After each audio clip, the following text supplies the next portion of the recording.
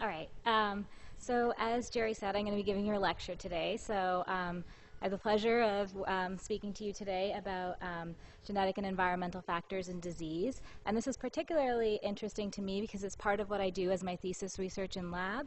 And also I think it's a really interesting lecture because so far you've been looking at the role of environmental factors in disease causation. But one of the things that you haven't looked at, but you know as scientists, is that every disease has some genetic component, whether it's genetic susceptibility or an allele that causes that disease. So when thinking about disease causation, we have to look into the interaction of genetic susceptibility and exposure to environmental factors, which is what we're going to be discussing today. So I wanted to start today's lecture by introducing you to Snuppy. So Snuppy is the dog that's over here on the right. And what's unique about this particular puppy is that he was the first successfully cloned dog. And so he was cloned from the ear cells of the dog to his right, who is named Tai. And this was done in 2005 in researchers in Korea.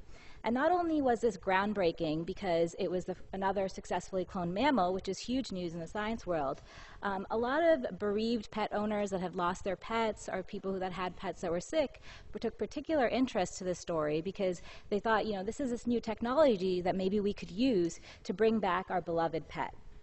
So there's a lot of questions that come with using these technologies, especially to clone animals and to clone them for kind of your own benefit. And we have a lot of ethical questions as people in the population, but as scientists, we have to ask another number of important questions.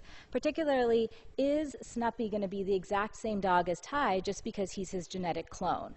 And when you think about that, you have to think, well, you know what? There's a lot of environmental factors that come into play. That Snuppy will be brought up in a different environment than Tai was. He was born in a different time. Maybe he's eating different foods. So we have to consider that your environmental factors play a role in your phenotype as well as your genetic factors. So this might be disappointing news to a lot of the pet owners because this technology, you can contact Siome Biotech Laboratories in Korea, and they will make your genetic clone of your pet for about $100,000.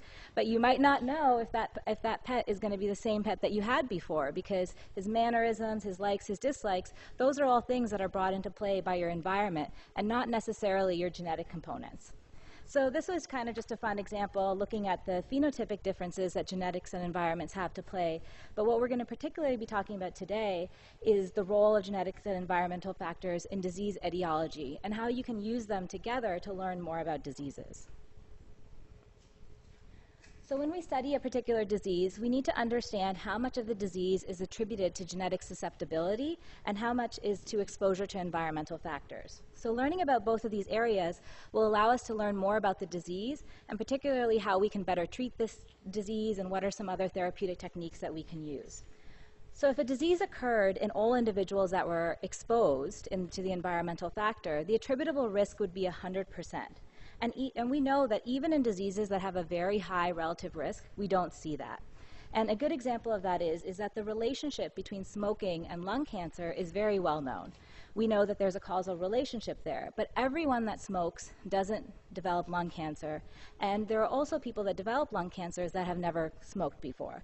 So there's some sort of genetic susceptibility that has to be in play that you see these differential factors with environment.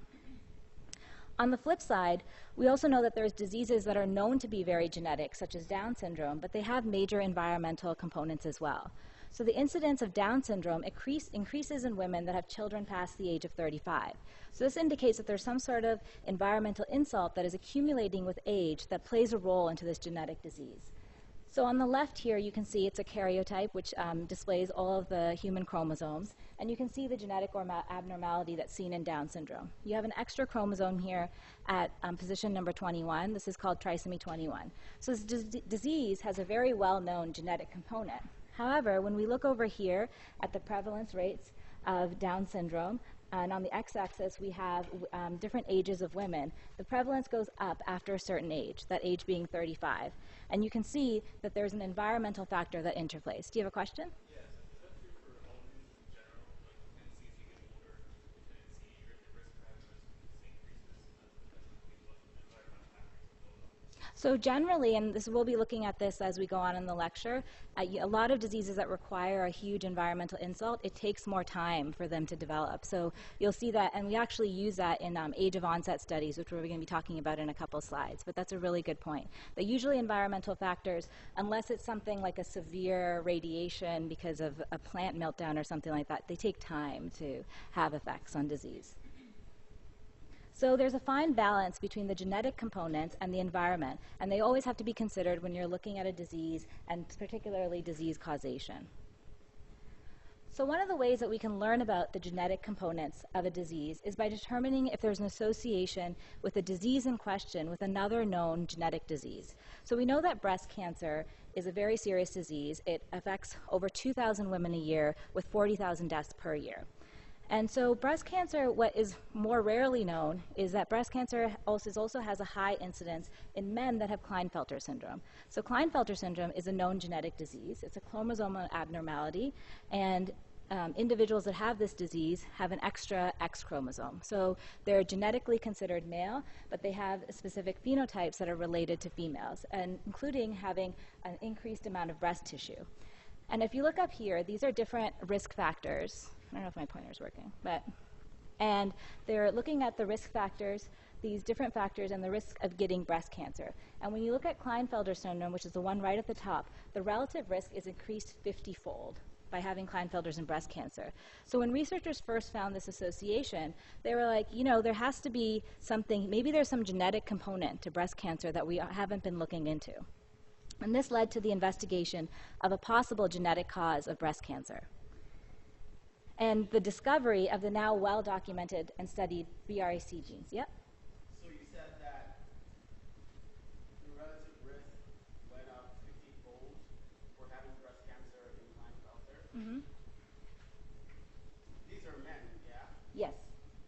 So doesn't it follow that if men develop mammary glands, then they would have, because on average, men don't get breast cancer, do they? They can get breast cancer. Their rates of breast cancer, though, are a lot lower than women, significantly. So one of the things that I didn't point out, because I didn't want to talk too much about Klinefelter's, is that even though these men have more breast tissue than a man would if they didn't have the X chromosome, their breast development and the breast cells that they have are not the same as the females. So if you get into the biochemics of how breast cancer works, is that they don't have the same susceptibility just because they have more breast tissue, because their breast tissue is different and develops differently.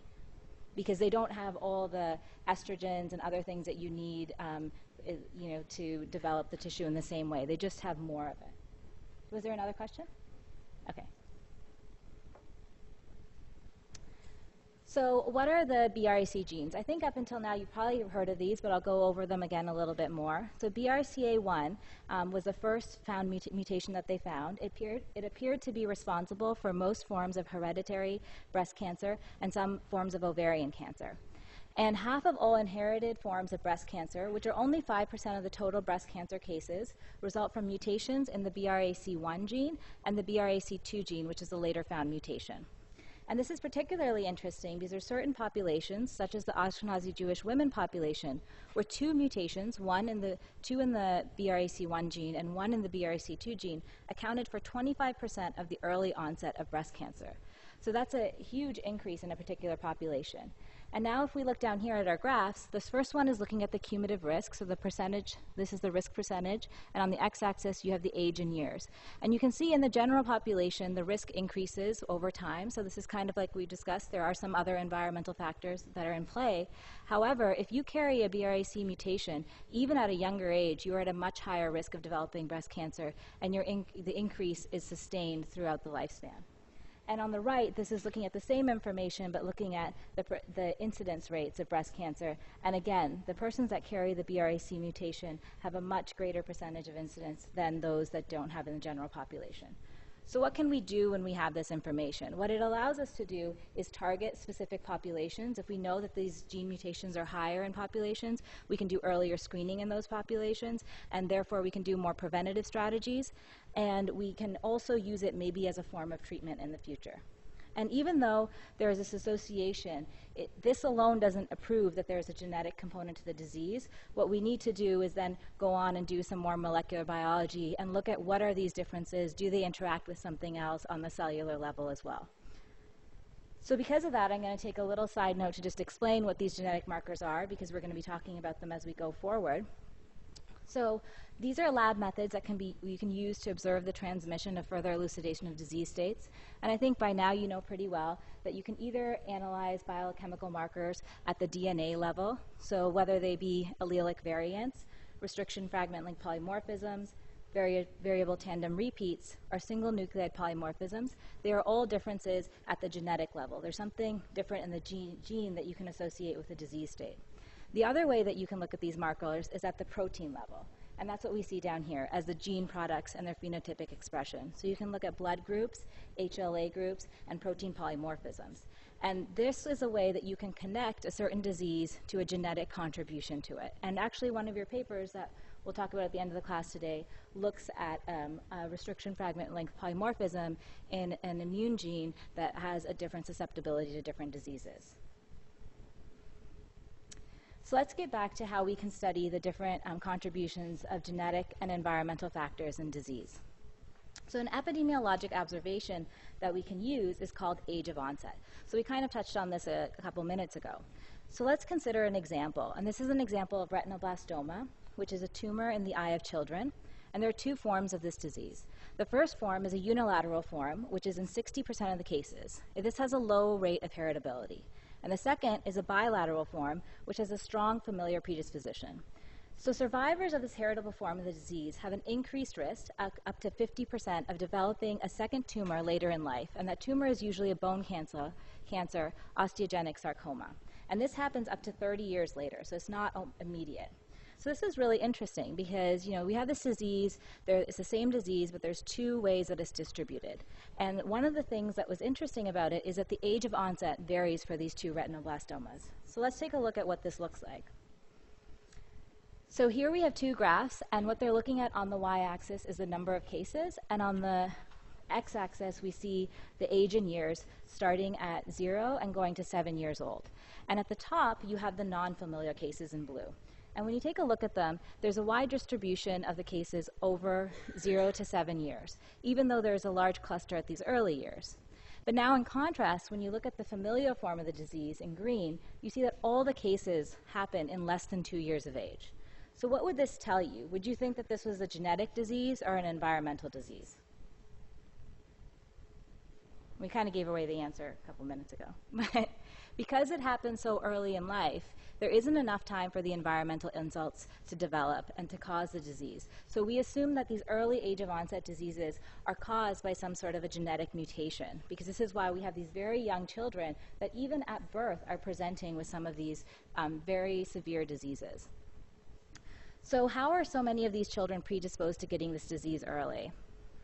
So in 1971, Knudsen and colleagues reviewed the clinical and the epidemiology data on this disease and came up with this model, which was called the two-hit model for the development of retinoblastoma.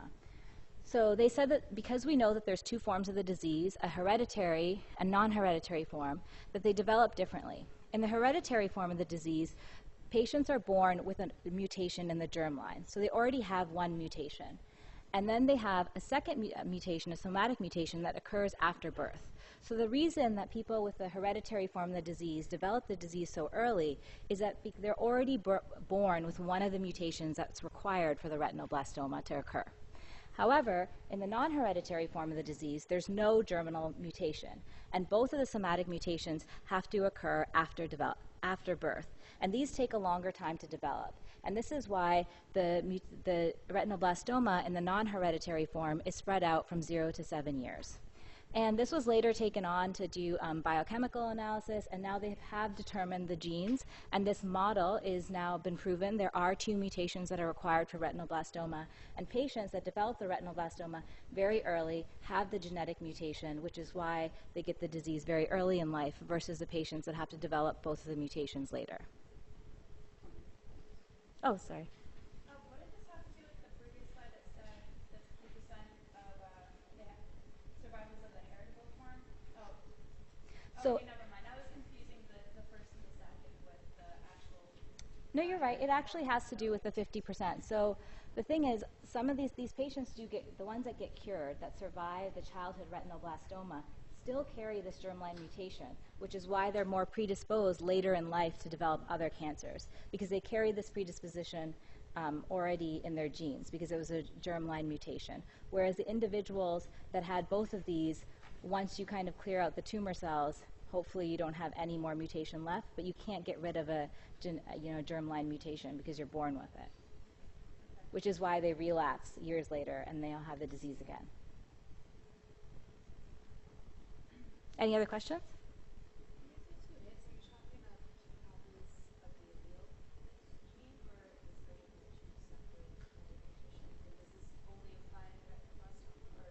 So this only particularly applies to this example of the retinoblastoma. There might be other disease models, and I have heard of them, where you need 2 hits. You need 2 genes to go down in order for it to happen. I briefly read up on what this was for the retinoblastoma, and they are interacting genes. It's not 2 alleles of the gene, so it's not really a Mendelian inheritance that you get 2 recessives because you would be born with that. What it is that you have a mutation, and in the hereditary form, they're born with one in one gene, and then they have another gene. All right, so another example of where we can look at age of onset to learn about disease etiology is where we have, is this one here, and I'm sorry for the crooked slide, but it was a good example, where we're looking at patients with 2 different forms of skin cancer. In the solid circles here, we have patients that have a skin cancer called xeroderma pigmentosum, and in the open circles here, we have patients that have either basal cell or squamous cell carcinoma. And what we can see is that when you look at the filled circle, and this is a proportion of patients with skin cancer over age years, is that they kind of cluster through these early years of life. However, when you look at the patients that have the carcinoma, the squamous and basal cell carcinoma, they're later in life. So this would also indicate that maybe there's some sort of genetic component to this disease because it does cluster earlier in life. And in fact there is, because xeroderma pigmentosum was later found to have a defect in DNA repair mechanisms that these patients are born with, which is why they develop these skin cancers earlier in life. So when you look at the lifespan of a disease, you're able to indicate whether there's a stronger genetic component or a stronger environmental component to the disease etiology. So let's look at another type of study that allows us to discern more information about genetic and environmental contributions to disease. And this one is called family studies. So if a disease segregates in a family, what does it tell us about the disease? You think it's genetic or environmental? Genetic, right? Because the family has a disease together. But one thing that you always have to remember, though, is that families tend to usually live in the same environment as well. So you have to analyze information from these family studies in a particular way that you're taking into account that that they might be also living in the same environment, along with sharing a lot of their genetic information. So the way we interpret the familial data is very important. So the first thing that we want to look at is the risk of disease in the first-degree relatives. Is there a greater than expected prevalence of the disease within relatives? And if there is an excess of disease in first-degree relatives or in the family pedigree suggests that there's a genetic component of the disease, then we think that they might be more leaning towards genetics than environments. However, if we're looking at a family pedigree or another family that we're studying in a different way, and we see that the concordance is within spouses, this would probably indicate that there is an environmental factor in the disease causation, because we are assuming that the spouses aren't genetically related. And that shows you 2 people that are in the same environment and have the same exposures but different genetic backgrounds. So I mentioned a pedigree, so let's go through a pedigree here of a family that has retinoblastoma. So when you look at a pedigree, you've probably seen one before. The squares are males and the circles are females. And here the filled circles represent the bilateral form of the disease, whereas the half-filled circle or square represents a unilateral form of the disease. So in the first generation here, we see several siblings, but there's one sibling that had the retinoblastoma. And now we look at his children. And of his 3 children, 2 of the children had retinoblastoma, 1 had a bilateral form, and 1 had a unilateral form. Now, of his grandchildren, 2 out of the 4 grandchildren also had a bilateral form of the retinoblastoma. And now if we even go down further into the 4th generation, we see that there is a child born from a non-carrying, a parent that was not affected, still having this form of retinoblastoma. So when you look at something like this and you see this segregation in families, you see it passed down through several generations. It tells us that there's particularly a strong segregation of this disease in this family, and we can determine that because of this familial aggregation, that there is some sort of genetic component that increases the risk of disease. So that makes sense, right? It's pretty straightforward. So what are the biochemical markers, and how do we trace them, and how do we know what's passed down through these generations? So some of the molecular techniques that we use to determine if a gene is transmitted and it involves an increased risk are these 2 tests. The first one being a segregation analysis test. And this determines whether there is a pattern of disease in families and if this is compatible with a Mendelian model. So this is basically kind of what you hear when you usually talk about disease. Is the disease dominant? Is the disease recessive? Do you need 2 recessive genes and that's how you get the disease, or just 1 dominant? Another type of test that you can use to see how a disease transmits is a linkage analysis test. And here we want to determine if the alleles from a particular loci segregate together and are passed as a unit from parent to child. And this is particularly important because in certain diseases, there's 2 alleles on a chromosome that are close together and that are passed down together.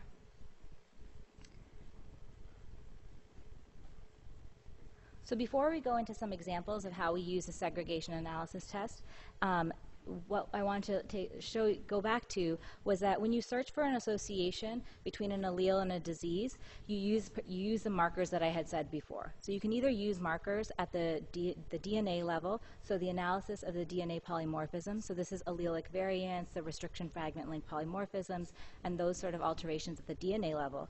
Or you can analyze the contributions of gene products and their phenotypic expression. So it could be either at the protein or the gene level, and those are both associated as genetic risk factors for disease. So let's see what these look like when you use them in real examples. So here we have a family that is affected with polycystic kidney disease. And on the top left here, we have a father who has the disease. On the right, we have a mother who does not have the disease. The father that has the disease carries alleles 1 and 4, and the mother that doesn't carries alleles 2 and 3. And of their 4 children, they have 2 children that are affected with the disease. So is there a particular allele that you think is contributing to this disease? Yeah, 1. And if you were looking at this, do you think that this would be Mendelian inheritance? Do you need 1 copy of the gene? Do you need 2 copies of the gene? 1 copy, right? And so this would be called autosomal dominant disorder, that you just need 1 copy of the gene, and 1 copy of the gene is enough for an individual to develop the polycystic kidney disease. And this is an example showing you how you can use the molecular biology techniques along with the family studies to determine the etiology of the disease. Looking at this, we're able to say that the segregation of this gene is autosomal dominant. We can trace it back to a gene of interest, and we can determine more about this disease using family studies and molecular biology together. So this is looking at another study, and this is looking at a family that has cystic fibrosis. And here we have a father that's a carrier, we have a mother that's a carrier, and we have 2 carrier children, 1 unaffected and 1 affected individual. So what's common in the affected individual? Alleles 1 and 4, right? So this individual has an allele from the father and an allele from the mother that were both carriers, and because of those 2 alleles, develop cystic fibrosis. So what kind of disorder would this be? Recessive, right? You need 2 copies of the allele to develop the disease. So you've probably seen these examples before because we've all done our Mendelian inheritance, but what we want to show you today is that you can use this to look at family studies and better determine what the genetic component is, and then find out what these allelic markers are, and if you could use them in therapies or in some sort of treatment mechanisms. So another very useful type of family study is this type called twin studies. So these are useful to help determine the genetic and environmental factors causing disease using either monozygotic or dizygotic twins. So monozygotic twins are identical twins. They share 100% of their DNA. And dizygotic twins are fraternal twins, and they share 50% of their DNA, and they're considered to be closer to brothers and sisters. There's a sibling relationship. So these are really useful because now you have a population that share 100% of their genes. And usually you don't get that when you're studying something in epidemiology. So if monozygotic twins were concordant for a disease, meaning that they both had the disease, what does it tell us about the genetics of the disease? Is it genetically associated or environmentally?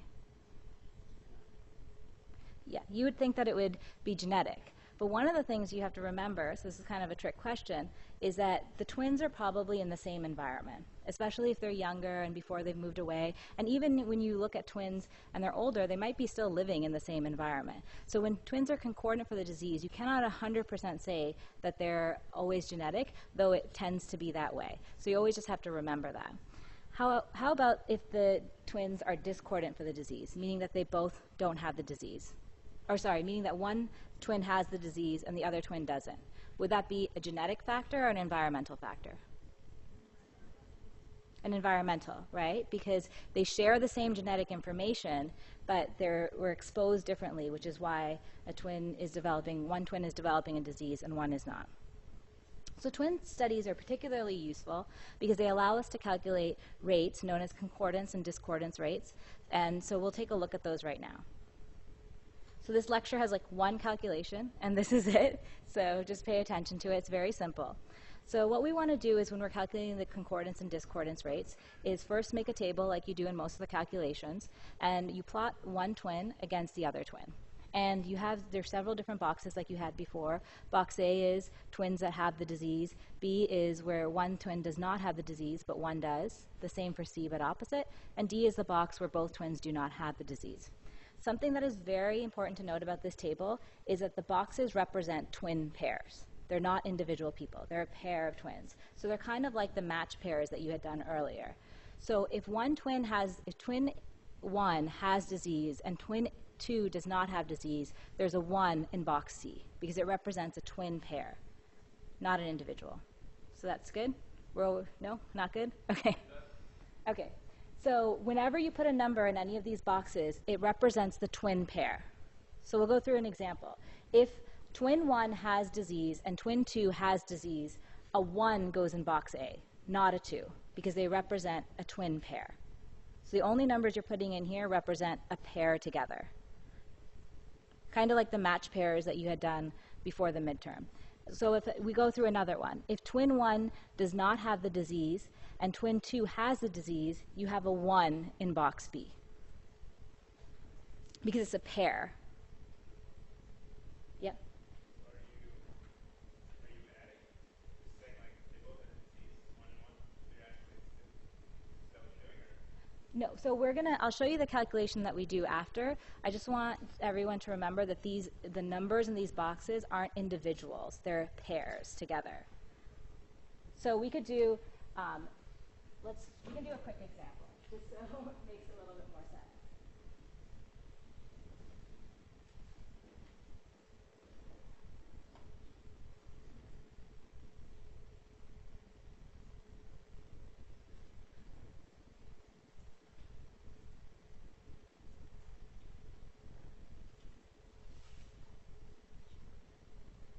Okay, so where would this first pair go? Twin 1 has a disease and twin 2 doesn't have a disease. C. So there would be the 1 tally in box C. Where would twin pair 2 go? C. Where would number 3 go? Number 4?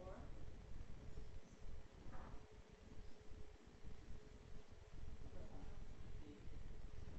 B's, right? No. C. And 5? Sorry, it didn't know.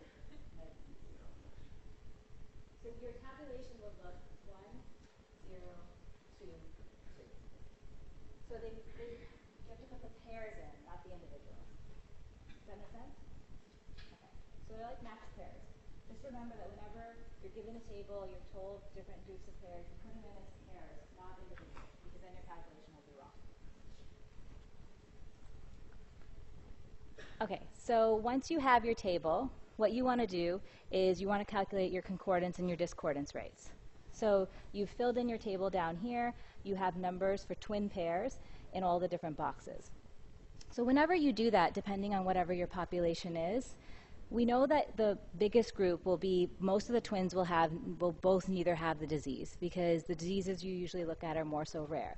So because of that, you disregard D in your calculations. So when you calculate your concordance rates, so the rates of twins that have the disease, you do A, which is when both twins have the disease, over the sum total of the rest, which we're only using A, B, and C because we disregard D from our calculations. And if you want to look at the discordance rate, you add box B and C because those are the two boxes where one twin has a disease and one twin does not have the disease, and you put it over the sum total of the rest, disregarding D. So why are you disregarding D? Because that will be the highest number, so it would skew the way that your calculations work. So because in any population, the highest number that you'll have is the individuals that both do not have the disease, because most often you're using this to look at rarer diseases. So that number doesn't add anything to your calculation of your concordance and your discordance rate, so they just disregard it in the calculations. So the formulas that you have to remember are these two right here. So D is not part of them, even though you do include D in your box. Is that good? We can look at some examples of how you read these, and maybe that will help kind of understand concordance and discordance rates. So here's a study where they're looking at the age distribution of childhood leukemia in different twin pairs. And what we have here is we have our monozygotic pairs, which are 100% identical, so they share all their genetic information. And we have our dizygotic twin pairs that are most likely like siblings. And when we look at the concordance and discordance rates, you see that between the dizygotic group, there's really no difference between the concordance rate, so the rate of the twins both having the disease, versus what the discordance rate where one twin has the disease and one does not. However, when you look at the monozygotic numbers, you actually see that there's a very high concordance rate for the individuals that are monozygotic twins at this particular age group of the perinatal to congenital period. And then it kind of goes away with time, and then the discordance rates become a little bit higher later. So what this would tell us, when you see a very high concordance rate in the monozygotic twin population, is that there's a heavy genetic component to the disease, because the individuals that share that genetic information with each other, the most that you can, which is 100%, both have the disease. And another reason why this is particularly leaning towards having genetic causality is because it's happening in this very early period in life. And as we know from our age of onset studies, is that when you have higher rates of disease very early, that's indicative of having more of a genetic factor. So we'll go through a couple more examples of this so you get used to reading how we read the concordance and discordance rates. So this is another example. So this was a study where they reviewed several other studies that were looking at the concordance rates for alcoholism in monozygotic and dizygotic twin populations. So what they have here is the percentage of the concordance rates for monozygotic twin pairs and the discordance rates for the concordance rates for dizygotic twin pairs. And what you can see mostly across the board is the concordance rates are higher in the monozygotic group, other than for this study here, which is Murray et al., where they're relatively similar to each other. But if we look at Murray et al., it has the smallest n of all the groups. And if you disregard that for a minute, you see that all the other groups indicate that there's a higher concordance rate in the monozygotic twin population, which would be indicative of it having a high genetic contribution to the alcoholism, which is the disease that they're studying here. So if you see a higher concordance rate in the monozygotic twin population versus the dizygotic twin population, it means that there is a heavier genetic component to the disease. So let's do one more example of the same thing here. And here we're looking at information about the concordance rates of anencephaly and spina bifida in New York State of different twins and non-twins that were born. We have half siblings who we have down here. We have full siblings, and then we have co-twins. So what's important about this study is it doesn't really tell us whether our co-twins are monozygotic or dizygotic. And usually that's a problem because we want to see whether they share 100% of their genetic material or just 50% of it, just like siblings would. But we can still use this information to indicate something about the genetic and environmental components of disease, because you can see the more closely people are related, whether they're co-twins or siblings and versus half-siblings, you see that there's an increase in the concordance rate with the increase in the genetic material that you share together. So this would indicate that there is a genetic component to disease.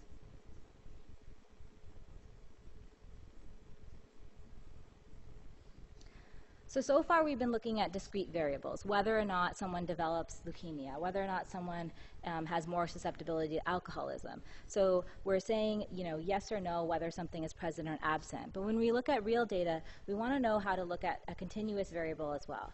So let's look at an example of using twin studies to study a continuous variable. So the variable that we're going to be looking at is blood pressure. So the first thing that you want to do when you're studying a continuous variable in a twin study is to plot one twin against the other twin. So for instance, if we're using this graph to show blood pressure, you'd plot the blood pressure of one twin against the blood pressure of the other twin. And as you go through and do that with all your population, you're going to get a scatter plot here of all the different twin populations. So what we want to do from here is get an R value, which is a correlation coefficient. So basically the line that's going to best fit through here. And what the R is it's a value that goes from -1 to +1, and it will tell you about the correlation. So if it's closer to -1, there's a negative correlation, and if it's closer to +1, there's a positive correlation. And if it's 0, it means that there's no correlation. So if we plot a genetic component, the monozygotic twins should have a better correlation than a dizygotic twin pair, because we're saying that the genetic component contributes to disease. So let's take a look at what that looks like. So here we have the plots of monozygotic twin pairs and the blood pressure of one twin on the x-axis and the other twin on the y-axis, and we'll get an R coefficient here. And then we do the same thing with the dizygotic population. So if the disease is attributable more so to genetic factors, the correlation coefficient of the monozygotic twin pairs would be greater than the correlation coefficient of the dizygotic twin pairs. And that makes sense, right? Because if there's a greater correlation between the twins, in the monozygotic population, it has to do with the genetic component because they share so much of their genetic information. So the important thing to remember is that when you're looking at the correlation coefficients, the correlation coefficient of monozygotic twin pairs being greater than that of dizygotic twin pairs indicates that genetic factors are susceptible. Good? So we'll take a look at a couple examples of how to read these correlation coefficients. So this is another example looking at blood pressure, and we have the correlation coefficients here to the right, and then we have the relatives that are being compared. And you can see that the monozygotic twins have the highest correlation coefficient at 0.55, followed by dizygotic twins, then siblings, and then parents to offspring. And then the lowest is in the spousal concordance rate right here. So what this tells us is because the R of the monozygotic twin population is greater than the R of the dizygotic twin population, that genetic factors are contributing to this disease. Right? So this is a simple way to remember that. And so what would we suppose if the spousal rate was the highest the correlation coefficient here? Yeah, it would be environmental, because you would always assume that they do not share the same genetic information, and then if it was highest there, then it would be an environmental factor. So another example of the value of family studies is looking at the relative contributions of environment and genetics to Hodgkin's disease. So Hodgkin's disease is known to have this bimodal curve.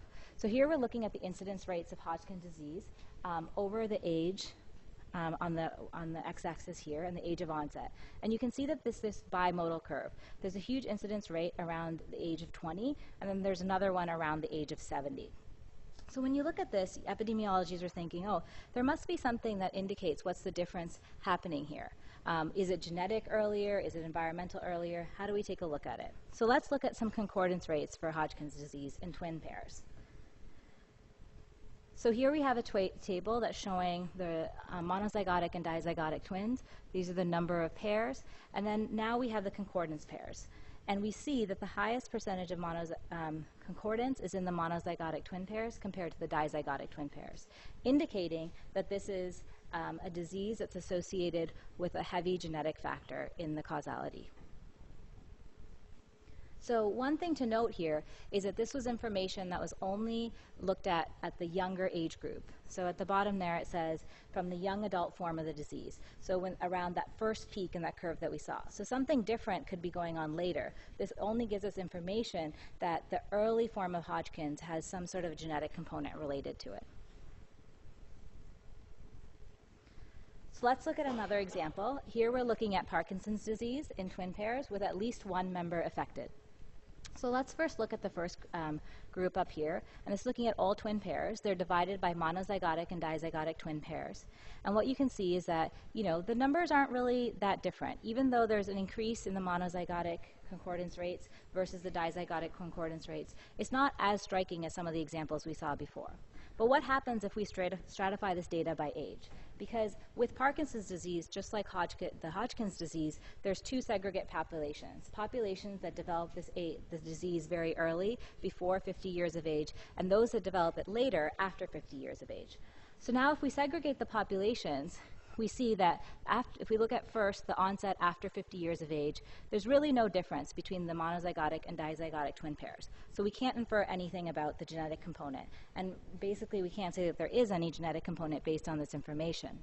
However, if we now look at the diseases that have an onset before 50 years of age, you see that there's a 100% concordance rate for the monozygotic twin pairs and a 16% for the dizygotic twin pairs, indicating that individuals that have that early stage of disease have a very strong genetic correlation to the disease, and the genetics is really important in the causality of that disease. So this is particularly interesting, and it's always something to look at as you go on in the future, because when you find out information like this from epidemiologic studies, you can take it back to that molecular level, find out what the genes are, find out if there's a defect in a gene or a protein level, and see if it can be used in understanding more about the disease or in understanding something about treatment strategies for that disease. Oh, till break. Okay, we're good. Okay. Don't worry, it's not the longest lecture, so we'll be good. All right. All right, you can totally have a break. I'm okay with that. So one of the last family studies that we're going to talk about is adoption studies. And these are particularly interesting because one of the things that I said to you is whenever we look at the twin studies is that even though we can find out a lot about the genetic information, that the twins are usually raised in the same environment. So can we really tease out that they've had, that the environment is not affecting what we see as the disease results? So what adoption studies allow us to do is look at twins that were raised in different environments to tease out the environment versus genetic components. But what's very important and we have to pay attention to is that the age of adoption is really important, because if an individual is adopted when they're 12 versus at birth, they're already going to have some environmental insults from their original environment. So let's go right into an example. So here's an example of schizophrenia, and we're trying to find out the genetic and the environmental components to disease using adoption information. So we can take a look at these three groups. So offspring of normal biologic parents reared by schizophrenic adopting parents, and offspring, number 2, the offspring of normal biologic parents reared by normal adopting parents, and 3, the offspring of schizophrenic biologic parents reared by normal adopting parents. So which group should have the highest rates of disease if the disease is genetic? Yeah, because the biology, all your genes still come from your biological parents. And if the disease was caused by environmental components? Yeah. So now let's look at some of the data from this study. So what we have here is we have adoptees that became schizophrenic and those that were used as a control. So they're adoptees that had no serious mental illness. And when we look at the relationship, so when we look at the rates of schizophrenia in the adoptive relatives, you see that it's very low. However, now if you go back and you look at the rates in biologic relatives, you see that it is significantly higher in the population of adoptees who became schizophrenic who had biologic relatives that had schizophrenia. So this indicates that there is a very strong genetic component to this disease. So another example of this is looking at adoption studies to look at the interaction of blood pressure, so both systolic and diastolic, between biologic parents and adopted parents. So what we see here is if we first looked at the group where there's association between biologic parents and an adopted child, we see that these are basically correlation coefficients that are close to zero, are very small, so that there's no correlation one way or the other. However, once we look at the association between parents and the biologic child, there is a very strong correlation coefficient, indicating that there is a strong genetic component to disease. So whenever we look at this, it allows us, we have to always look back at this study and kind of think, did they control for all the different environmental factors? Because in something like blood pressure, where you're raised and how you're raised and what you eat and your environment could also change that. So you'd hope that they would take a look at all those confounders as well.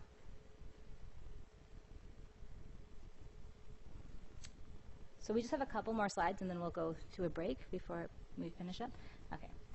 So another way that we can look at disease is observe time trends in disease. So time trends in disease look at the occurrence of disease and indicates if there's an environmental component in the disease. So the reason why we can't use time trends to indicate a genetic component of the disease is because we don't evolve that fast. If we're following people for 20 years and we see a change in those 20 years, it's probably not due to a genetic effect because your genes aren't changing that fast, but it could be due to an environmental effect. We can also use international studies in time trends, and they show the difference of disease rates in various countries. So are these genetic, environmental, or both? So if you see a disease higher in a particular country than a different country, would you say it's a genetically associated difference or environmental, or both? Both, right? Because, you would think that people in a particular country would share a lot of the genetic information, particularly if it's a country that's not heterogeneous and has a specific ethnic population. However, their environment is also the same. So we can't infer information from one or the other until we look at it differently. What we can do, though, is look at migrant studies. So we can see if the risk of disease changes in an individual when they migrate from a low to high risk country. And that's how you can tease out the differences of environment versus genetics. So I just have a couple of examples. So this is looking at the time trend of cardiovascular disease. And on the y-axis, you have the deaths in thousands. And on the x-axis, you have the years. And as you can see, you have a change in time trends here. So when this model was started, we had a higher rate of cardiovascular deaths in males. However, as time went on, the female rate of cardiovascular deaths increased. So would this be a change that's attributed to environment or genetics? And we answered this a slide ago. It's something that has to do with the environment, because in this time frame, your genes are not changing that fast. So now let's look at an international study. And here is the country-specific stomach cancer death rates. And you can see that here you have the different countries, the highest countries being Japan, Chile, Hungary, lowest being Switzerland, US, and Hong Kong. So you could possibly use this information to find out the genetic forms of the disease or the environmental forms of the disease, but until you look at it a little bit further, you won't be able to say whether it's one or the other, because the populations in the countries both might have the same genetic factors and the same environmental factors. And you can use that same, the same ideas in looking at the specific death cancer rates in the different countries as well.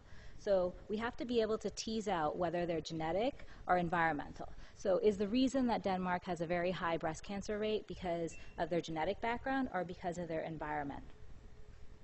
So the way that we can do that is to look at migration studies, where individuals migrated from a country of origin into a different country. So this is an example looking at the stomach cancer death rate. So a slide I showed you a couple minutes ago showed you that in Japan had the highest stomach cancer death rates.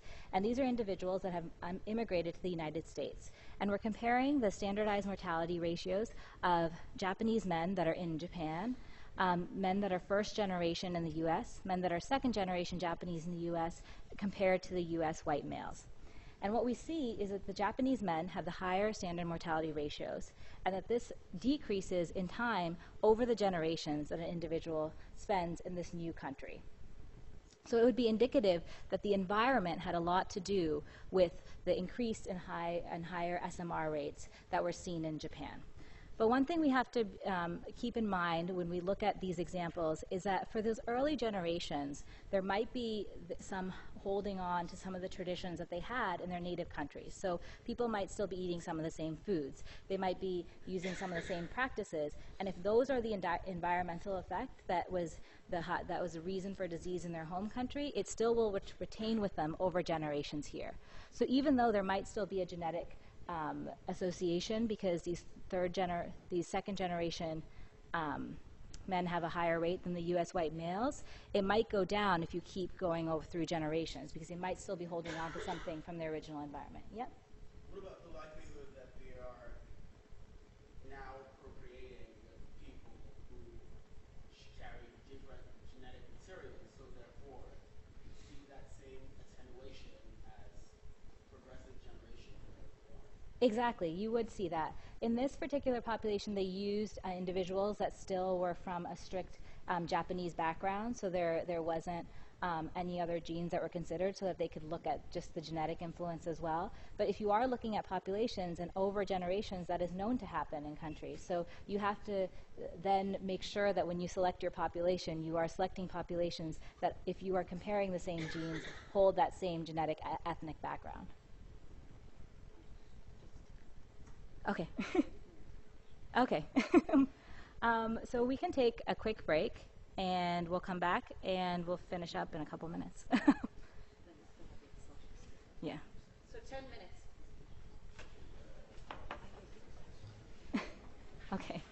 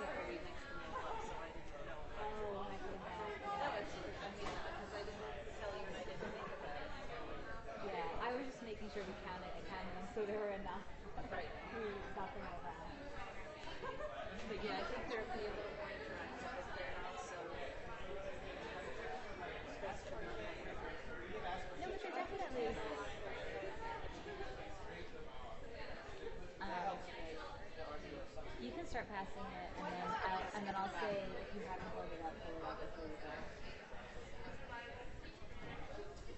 I don't think so. Oh yeah, yeah, yeah, yeah. There's fluid waste involved there. In that case, yeah, you're right.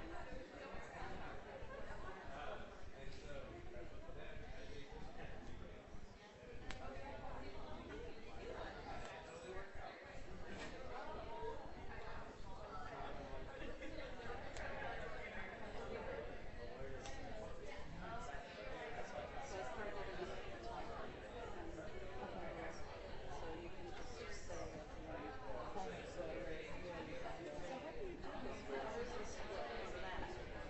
Um, I don't know. It. Maybe it's just easier in the Mac because I can't do it. You can't do it. Yeah, I that's why think. I said maybe it's easier in the Mac. Oh, yeah, because I like to, just in case I forget something, I can see the notes. You probably know it better than I do, but like, um, No, but it's more like I might know it, but I'll forget because the more you know it, the more it's familiar, and you forget what's unfamiliar to others. yeah. And I that's just why pressed the thing and it said something like split screen with that, and I said okay. on your computer or on that computer. On here, it said something like when I put it in, it said it was going to put it up on that computer, and I was like okay, which is fine because it's actually bigger on there than it is in my Right. laptop. Okay.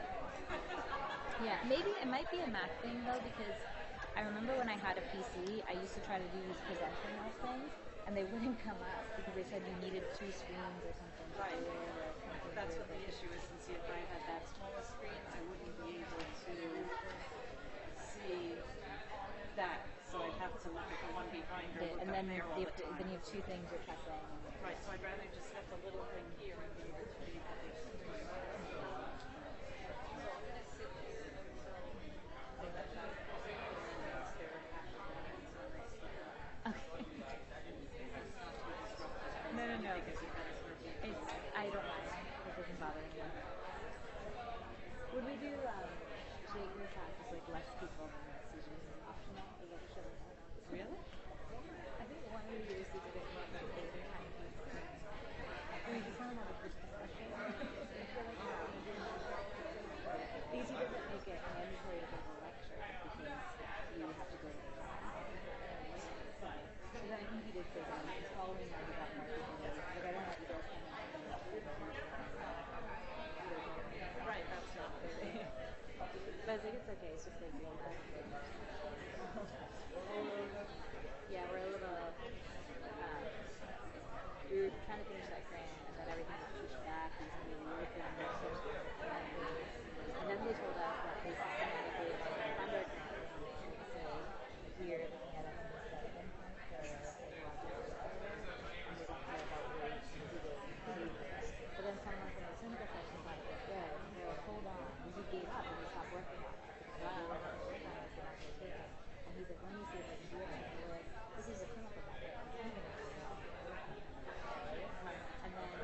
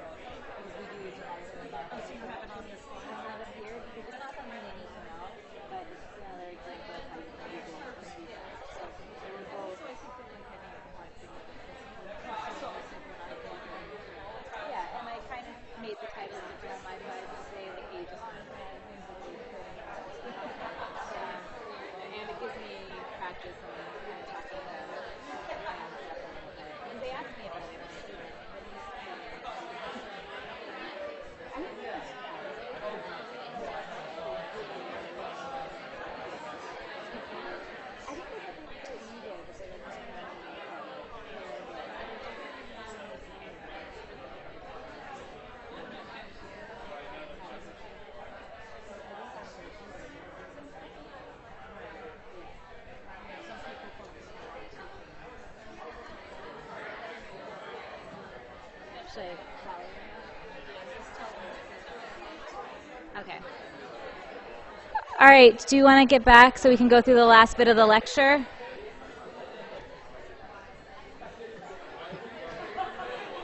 And get out?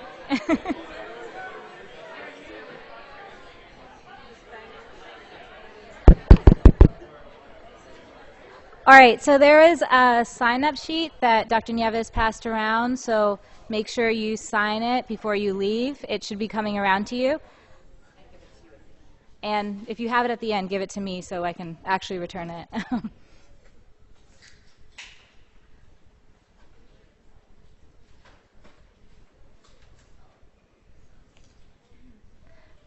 All right, so we were looking at migrant studies before the break, and what we use migrant studies to look at is the differences in international studies and to see if there's a genetic and environmental contribution, because when we look at people in their endogenous countries, we can't see that difference because we don't know whether it's genetic or environmental.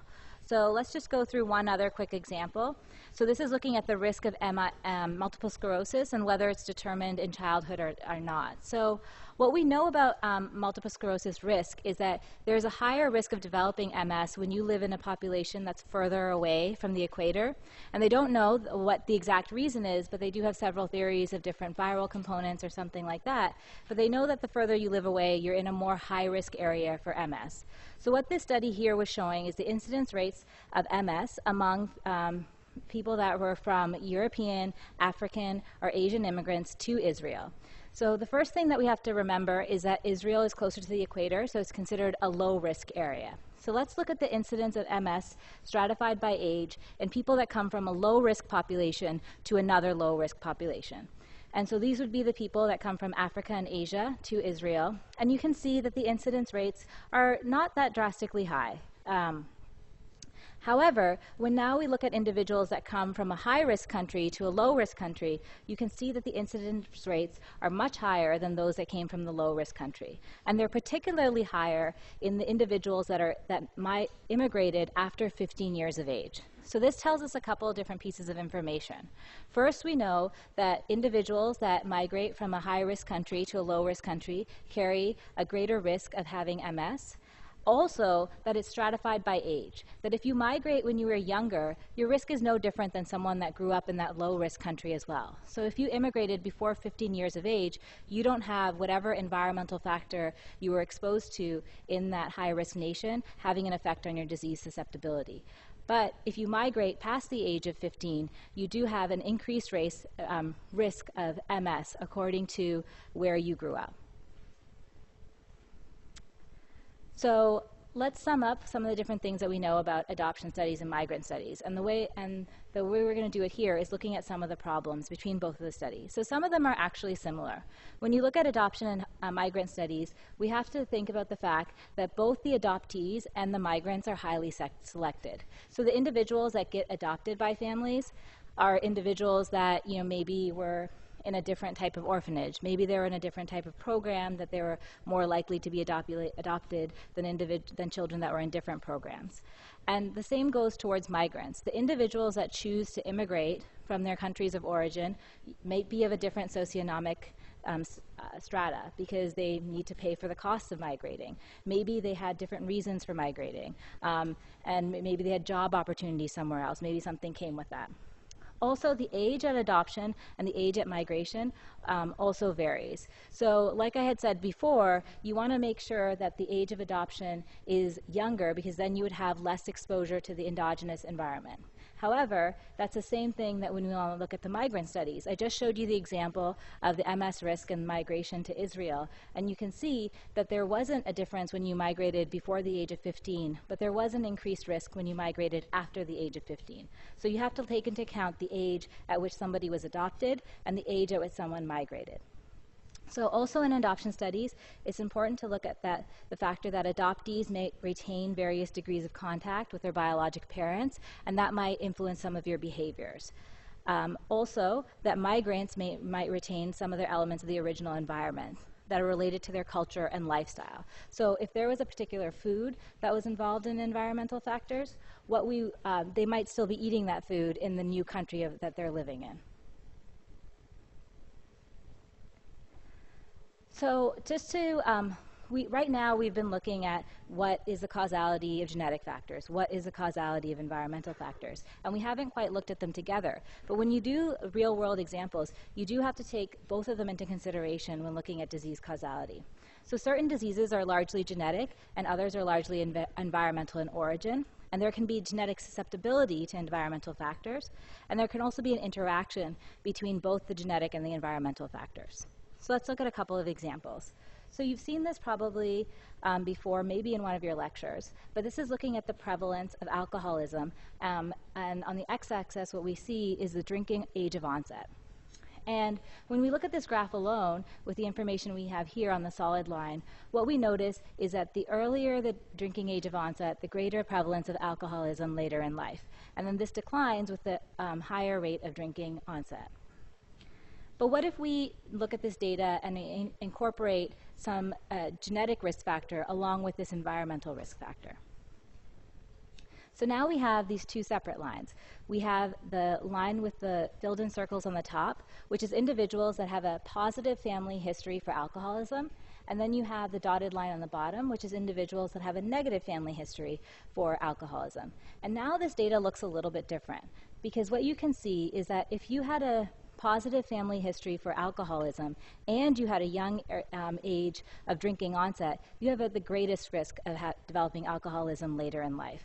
However, if you had that negative family history, you have a much lower risk even if you started drinking at an earlier rate. So what we want to take away from this is that you have to take into fact both the genetic and the environmental components of disease. So here's another example that's looking at the interaction of both genetic and environmental factors. So we know that venous thrombosis increases with contraceptive use, and we also know that there is this factor V-laden mutation that also increases the occurrence of venous thrombosis. So what we have here is individuals that either have this mutation or don't have this mutation. And if we just look between those populations, we can see that the individuals that carry the mutation have a greater risk of developing the thrombosis. But now if we stratify by an environmental factor, which is the use of oral contraceptives, we can see that those that used oral contraceptives have the greatest risk in the population of developing this thrombosis. So that there are both environmental and genetic components that work together in your disease risk. So I have one last example here, and this is looking at patients that had head and neck cancer, and increases with the genetic factor being mutations in P53. So P53 is a tumor suppressor gene. So when you have mutations in this gene, you have a higher risk of developing tumors. And then the environmental factor that they're associating with it is the use of alcohol and tobacco. So what they saw was in patients that had this head and neck cancer, those that did not use alcohol and tobacco had less of these P53 mutations. It increased with the use of tobacco alone, and then it was highest with the use of alcohol and tobacco. So the environmental insult, along with this genetic susceptibility, increases your risk of developing these head and neck cancers. So overall, this is kind of called genetic epidemiology, where you look at the genetic contributions as well as the environmental contributions to disease. And studies that combine the epidemiologic and molecular methods may prove valuable in confirming an etiologic role for certain environmental agents by demonstrating their specific gene effects. So such studies might allow you to look at some other biologic pathways and mechanisms in disease development. And you can realize that subjects in a study differ not only because of environmental exposures, but because of genetic susceptibility. So every time you look at a study and you're seeing that there's an environmental effect, you should also take into consideration that there's some sort of a genetic susceptibility as well. So I said this lecture is not that long.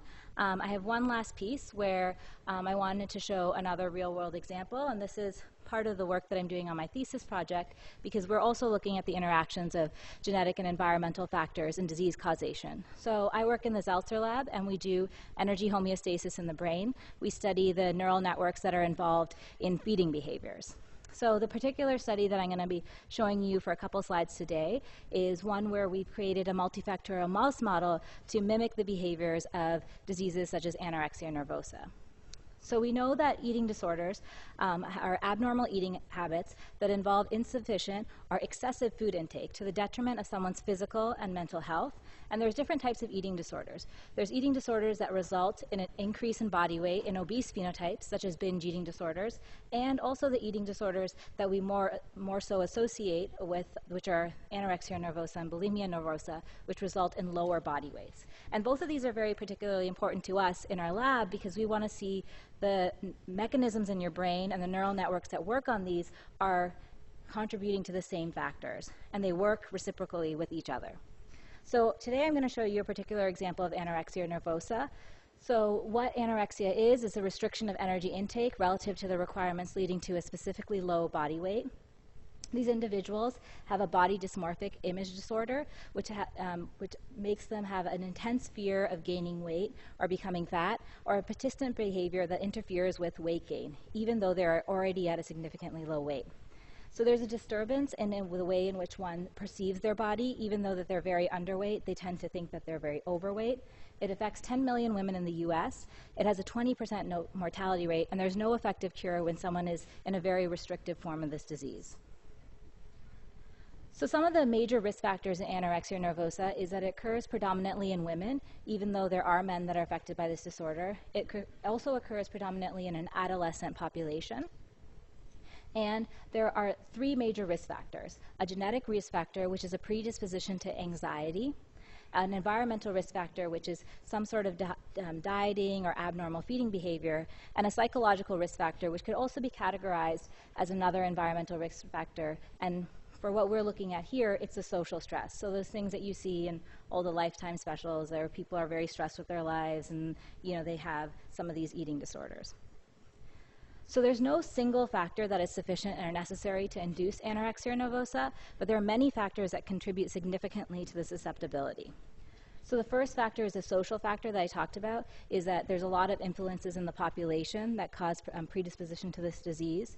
There's a genetic factor, which is something like a predisposition to an anxiety, a predisposition to a depression, or something along the mental health status.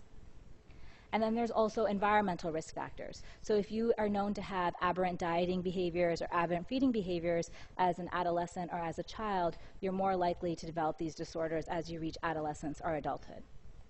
So one of the questions that we had in our lab is it possible to develop a mouse model for such a complex psychological disease? And what we took away from that is, even though we can't replicate the psychological symptoms that people have with this disease, we can replicate some of these major areas of genetic and environmental and social causes, and maybe play up some of these mechanisms that we know are associated with both anxiety and feeding behaviors. So the genetic factor that we looked at in our lab was a polymorphism that I'll be talking to you about shortly. But one of the reasons that we wanted to include it is that because we know that anorexia has familial aggregation. So we talked about in our lecture that if a disease is in families, if we can see it in a pedigree along different generations, that it might have a better association towards genetic causality. We also see in the literature that there's a high degree of heritability in twin studies, so it's almost 50%. So we just talked about twin studies, and we said that if there's a higher rate of concordance of disease in twin populations than it is in other familial relationships, that indicates that there's a strong genetic component to the disease. And also, there's a prevalence and severity of anorexia is linked to the pre-existing anxiety disorders. So the genetic factor that we decided to look at when developing this mouse model was this polymorphism in this BDNF gene called the Val66Met polymorphism. So this polymorphism is a pretty common polymorphism. It's seen in 20 to 30% of Caucasian populations, and it causes susceptibility to affective disorders. So affective disorders is a long list of mental illnesses, which include things like bipolar disease and some types of depression, but particularly anxiety disorders, and a whole wide range of anxiety disorders, including OCDs, generalized anxiety disorder, social anxiety disorder, and several others. This polymorphism has already been associated with the restrictive form of anorexia nervosa and also with binge eating disorder. And it accounts for 17% of the variability and severity of anorexia nervosa. And this is just a map showing you the frequency of the allele, and even though it's 20 to 30% in Caucasian populations, there's some populations that it's very high, and there's some that we don't see it at all. So what is this BDNF? BDNF is a brain-derived neurotropic factor. It's important to be in your neurons, and it's involved in the brain development and the synapticity of your circuits. So if you don't have BDNF in your circuits, your neurons will not develop their synapses in the correct way that they need to be. And not only do you need it for development, you need it for proper transmission of the electric circuit once you're an adult as well. So this is made as a pro-protein that's later processed into mature and pro forms. And here you can see the mature form, which is the more cleaved, and the pro form, which is a little bit longer. And what's really interesting about this protein is the fact that it's secreted in two ways from the neurons. There's a constitutive pathway where it's secreted regularly, and then there's an activity-dependent pathway where when it's needed, there's short bursts of BDNF that's secreted out. What's interesting to us as a lab that studies metabolic homeostasis is that when you have defects in the constitutive pathway, so if you completely knock out the BDNF, mature form of the disease, you have obese animals. And so it is related with your energy homeostasis and how you accumulate your weight gain.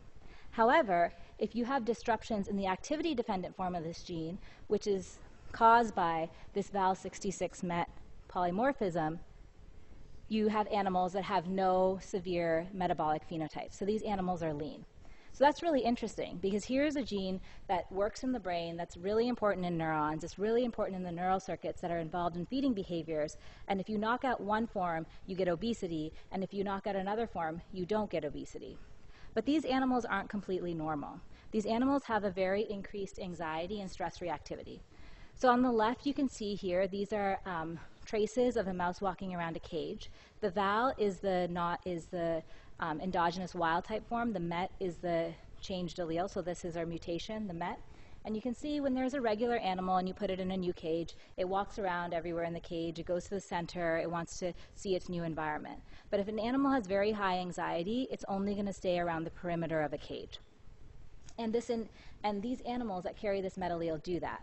Also, there's an increase in the HPA axis, so I don't need to get into details about what the HPA axis is, but it just tells us about stress in both humans and in animals. And what happens is you have an increase in the release of corticosterone when you are in a stressed environment. So both the wild type and the BDNF animals in this experiment were put into a stress environment, and you can see that they increase their release of corticosterone. But the animals that have this mutation in the BDNF gene release a greater amount of corticosterone, which is indicated as HPA axis hyperreactivity, meaning that they respond to stress in different ways. So that was our factor known as G. That was our genetic factor that we're using in our model. And we have another factor here, which is our environmental factor. And the environmental factor that we're talking about today is stress, because stress is highly correlated with human anorexia nervosa. And mice, that if you single house them from a very young age, meaning that they're not housed with their litter mates, they also develop very high incidences of stress. And you can see the interaction here where the animals have been put into a single housing situation, which is the black circles up here, which means that they're in the metabolic cages. So they're no longer with their litter mates, so they can't huddle together. And that's what the mice like to do. So when you take them and you put them separately, they have increased stress. And you can see that their corticosterone levels are higher. So single housing is the environmental stressor that we used in our paradigm.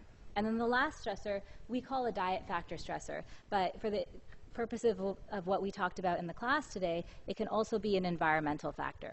So dieting behavior has been strongly associated with anorexia nervosa, and dieting is often reported to precede anorexia nervosa, but we don't know yet whether it's a trigger or a symptom. So these animals were put through caloric restriction, which is a way of dieting them. So we had 8 different groups of animals. And what we did was they varied whether they had a genetic insult, whether they had the environmental insult, or whether they had the dieting insult. You don't need to look into the details here. You just need to go that we had every different comparison group. And then we added 2 comparison groups at the end, one with a group of males because we wanted to see if it was different between males and females, and one in a group of females to see that if it was different along the age spectrum. So these animals were weaned at 3 weeks of age. They were put into a single housing situation, which made them have an increased stress. And they already have the stress from having the genetic mutation of the BDNF Val66 MET. And then they were given a caloric restriction, which is basically a diet in the early adolescent period of their life. And they were watched throughout the study and measured for weight and measured for food intake. So what was really interesting when we put these animals through this study was that we had these very distinctive food intake behaviors. So these are graphs that look at the food intake in grams over the time period that we're looking at these mice. And what you can see is we had some mice that, ate their regular level of food from the beginning to the end. They had no differences. This is what the normal should look like. But then we had some animals that when they were on a diet didn't eat any of their food. And this was particularly strange because when you diet the animal, especially 30% restriction, you should be hungry because you're not getting the same amount of food that you normally do. And they were choosing not to eat their food. There were other animals that chose not to eat their food right after the period of caloric restriction, and there were some that went out several weeks before they showed this lack of food intake.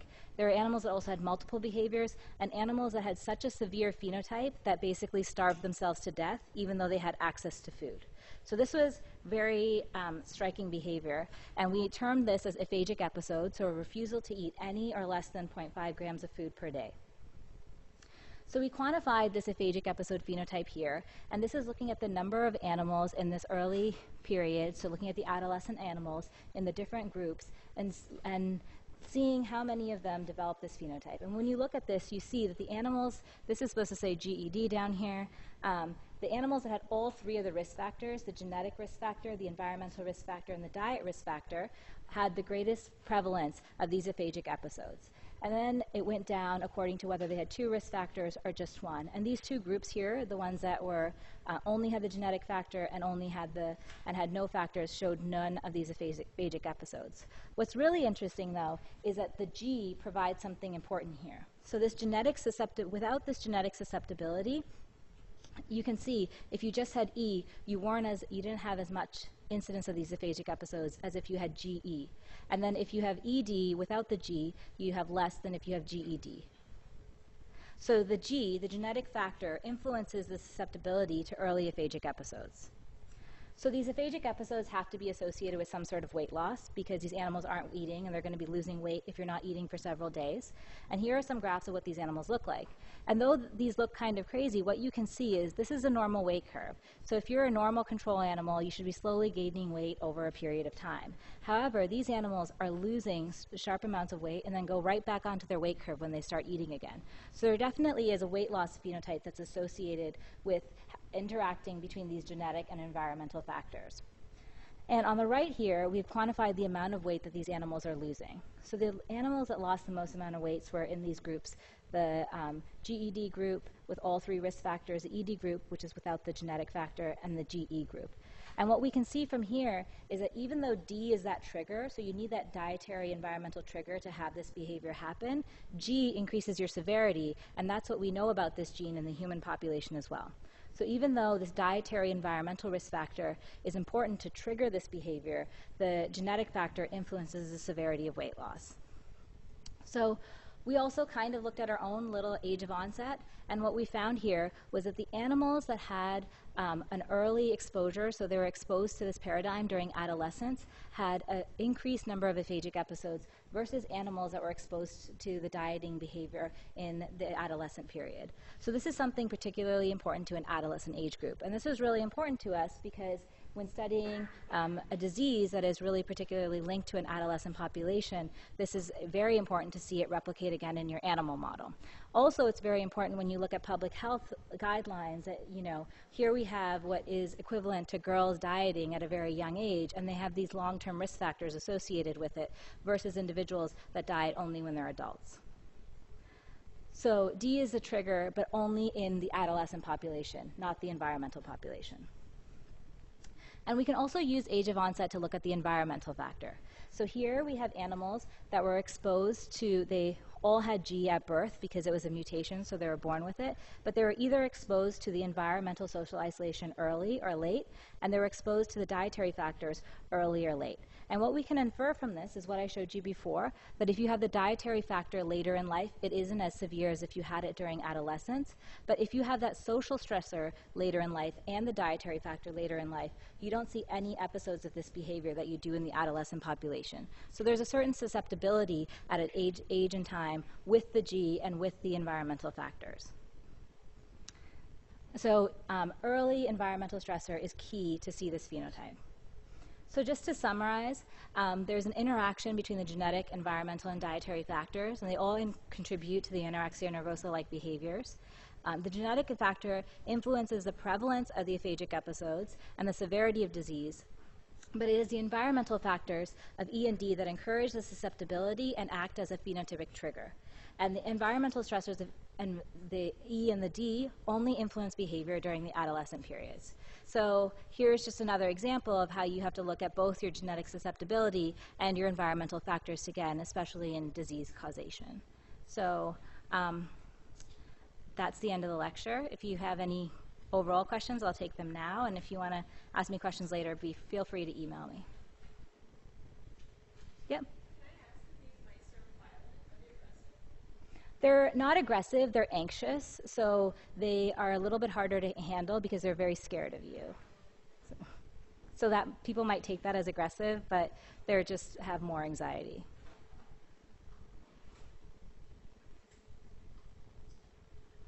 All right. Well, thank you guys.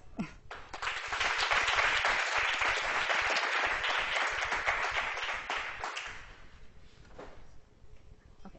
Oh, we have to do papers. I forgot. I was going to let you guys go without papers if Jerry didn't remind me.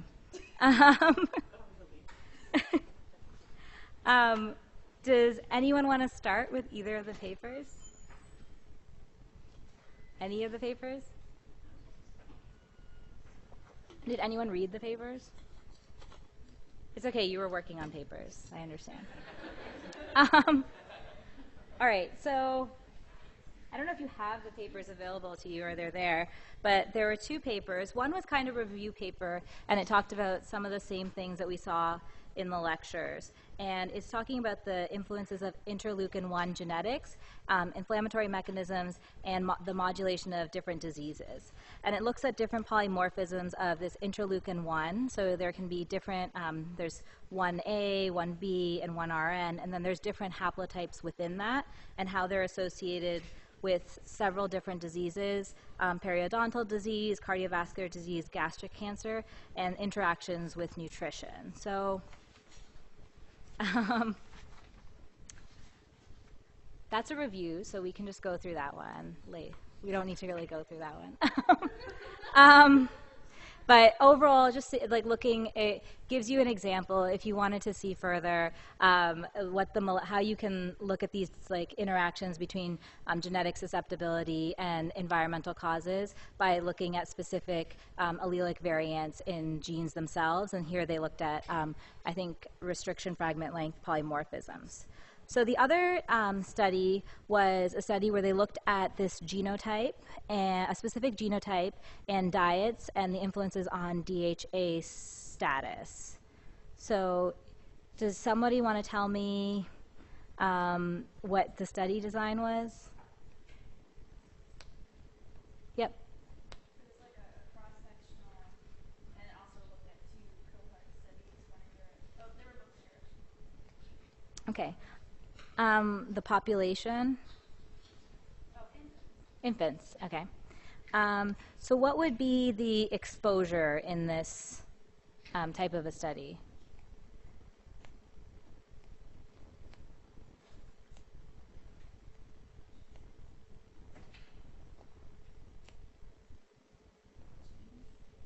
Yeah, so it's, do you have an answer? Did you want to? Yeah.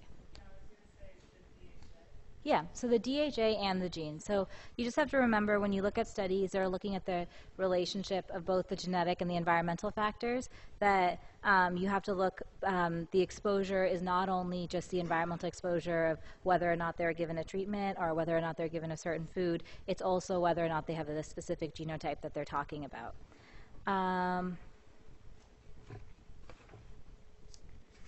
Does somebody want to see what they concluded with the study?